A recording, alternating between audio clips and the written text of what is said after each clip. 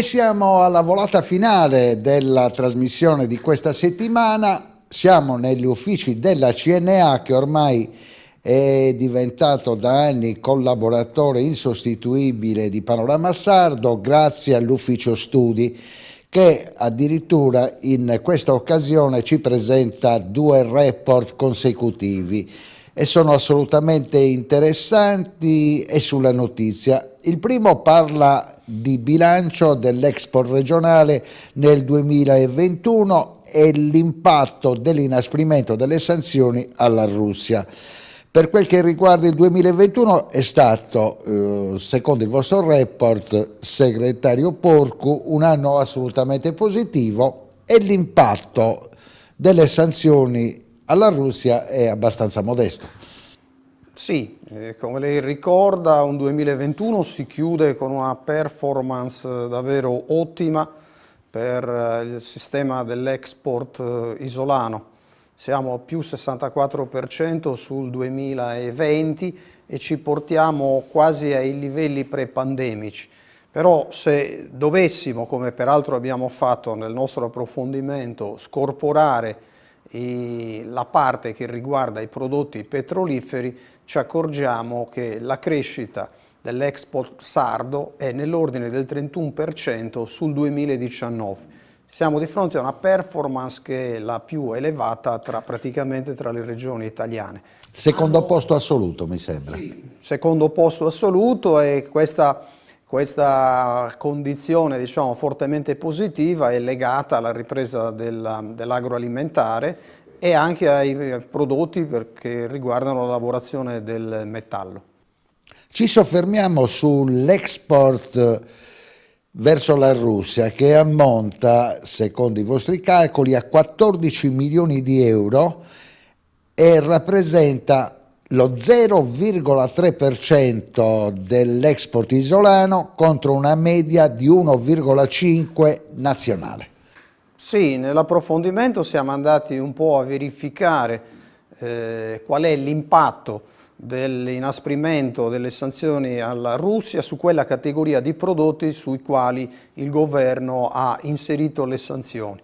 E quindi abbiamo visto e verificato che comunque l'effetto è davvero modesto, tenuto conto che l'ammontare complessivo dell'export ammonta, come lei ricordava, a 14 milioni e gran parte di questi ovviamente sono legati a una lavorazione in particolare, ma sull'agroalimentare per esempio siamo intorno ai 340 mila euro e quindi l'impatto su questo paniere di prezzi è davvero insignificante e molto modesto. Però per un settore pesante, 84% riguarda il chimico. Sul settore chimico praticamente assolve la parte prevalente dell'export. Teniamo conto, ecco, l'impatto è molto basso, però poi gli effetti della guerra in Ucraina e anche delle sanzioni saranno pesanti su altri versanti, per esempio su quello turistico. Noi sappiamo che la componente dei flussi turistici che riguardano la Russia è comunque una componente rilevante e questo avrà degli effetti sulla stagione turistica che si apre. Con punti importanti soprattutto per il turismo d'élite che riguarda una parte del sud Sardegna e soprattutto il nord-est dell'isola. Assolutamente sì, soprattutto la parte alta, Costa Smeralda, come sappiamo bene, c'è una presenza, diciamo, molto forte e radicata e questa è una componente significativa che evidentemente farà pesare degli effetti e dei contraccolpi negativi sul sistema turistico isolano.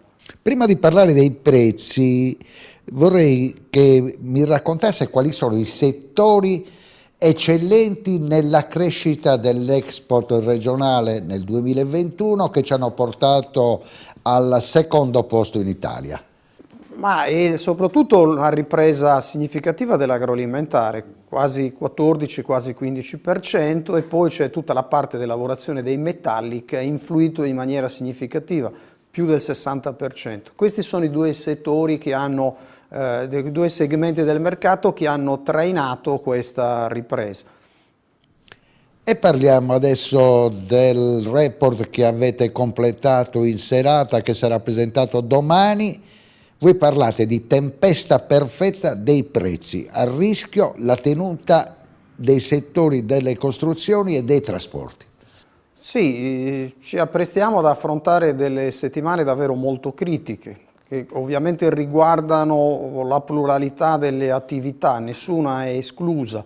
La condizione di criticità è molto forte, ma i due settori che lei ricordava, filiera delle costruzioni e autotrasporto, che sono strategici per l'economia isolana, stanno subendo i contraccolpi più forti. Quindi siamo di fronte a una condizione che mette a rischio chiusura centinaia di imprese, l'aumento del rincaro delle materie prime, i problemi di approvvigionamento, i costi del gasolio e della benzina, che come abbiamo visto tutti nel corso di questi giorni sono stati veramente davvero molto pesanti, rischiano di mettere in ginocchio questa parte molto importante dell'economia isolana. Avete precisato che in una sola settimana, dal 7 al 14 marzo, il costo del carburante è aumentato del 22% per la benzina, del 30% per il gasolio. Se poi questa verifica viene fatta partendo dal 1° gennaio 2022, più 55% e più 68% il gasolio, quindi più 55 la benzina, più 68 il gasolio. Sì, questi sono i dati che mettono nella condizione centinaia di imprese di non poter più operare. Significa lavorare in perdita. Nel report diamo conto dell'aumento e dei rincari e della difficoltà anche nell'approvvigionamento logistico degli stessi. Abbiamo i mattoni in laterizio che negli ultimi 2 mesi sono cresciuti in termini di costo del 20%, il legname del 22%. Record dell'alluminio addirittura più 45,1%. Queste percentuali sono quelle rilevate nel biennio, nel bimestre che stiamo vivendo, gennaio e febbraio, ma ovviamente poi si aggiungono agli incrementi dell'ultimo semestre del 2021, dove le percentuali sfioravano per alcuni prodotti il 50%.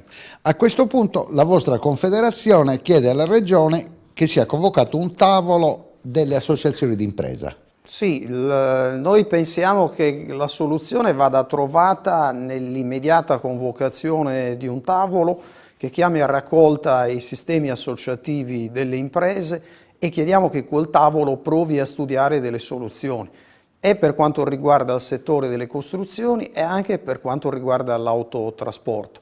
Sul settore delle costruzioni possono essere fatti dei provvedimenti che necessariamente possono integrare i provvedimenti che si stanno prendendo a livello nazionale. Siamo a rischio chiusura dei cantieri, il problema è davvero la realizzazione delle opere, quindi va bene il preziario regionale, ma occorre, come noi suggeriamo, trovare degli strumenti flessibili per fare in modo che gli aumenti o anche le diminuzioni dei costi delle materie prime possano essere immediatamente recepite nelle basi d'asta degli appalti. E poi abbiamo tutti i problemi che riguardano la continuità territoriale merci. Secondo noi sono necessari dei provvedimenti di compensazione sul caro gasolio e teniamo conto, li indichiamo nel nostro report, degli aumenti e dei rincari perché gli autotrasportatori subiscono nel trasportare le merci da e per la Sardegna. Si dice che dalla prossima settimana, soprattutto nel settore dei trasporti, dovrebbe migliorare la situazione? Stiamo parlando di un miglioramento davvero molto breve, attesa questa riduzione di 25 centesimi, ma parliamo di tempesta perfetta perché c'è una combinazione di molti fattori che manterrà una condizione di costo e di penuria delle materie prime per molti mesi.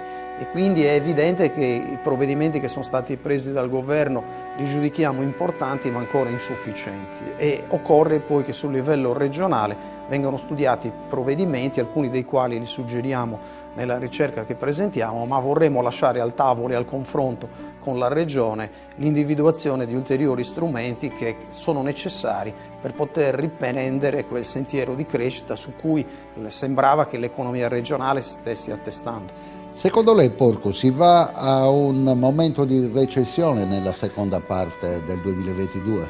No, di recessione no, ma sicuramente ci sarà una frenata rispetto alla crescita che era attesa. Sul livello nazionale già si parla di 1%, di un punto percentuale. In meno?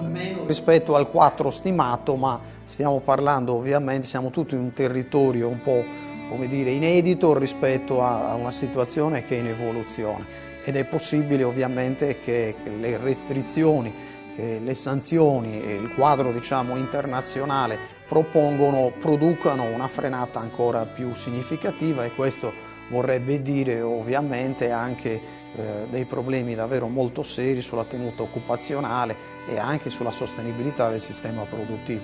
I venti di guerra avranno una ripercussione anche sulla stagione turistica. Dopodomani all'aeroporto di Cagliari sarà presentata una Summer 2022 con una crescita dei voli internazionali straordinaria.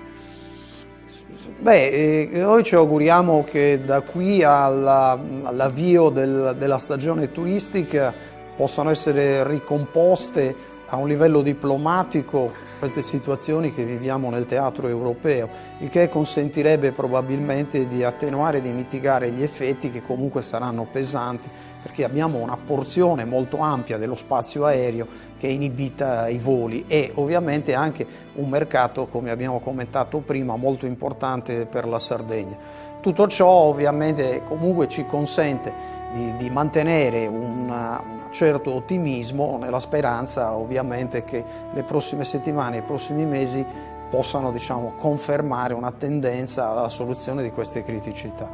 Grazie davvero Francesco Porco, anche per questa settimana è tutto in un programma che ci ha visto svariare su molti temi. Ovviamente era importante fare le sottolineature su questo momento difficile del settore economico. Grazie Porco. Grazie a voi, buon lavoro.